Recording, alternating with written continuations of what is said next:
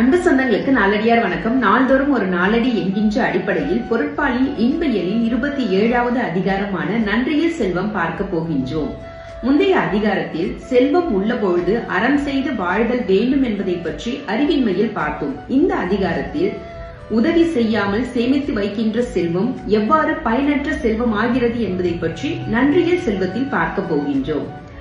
உவமை மூலம் ஒன்றை விளக்க பார்க்கிறார்கள் சமண முனிவர்கள் இந்த பாடலில். தான் வாழும் இடத்திற்கு அருகிலேயே பெரிய பொறித்தால் விளாம்பழத்தை வௌவால் நெருங்குவதில்லை, அதுபோல தன் வீட்டிற்கு அருகிலேயே பெருந்தன்மை இல்லாதவர்கள் இருக்குமாயின் அது விரும்பத்தக்கது அன்று என்பதுதான் இந்த பாடல். இப்பொழுது நாம் பார்க்க வேண்டிய பாடல் எண் 261.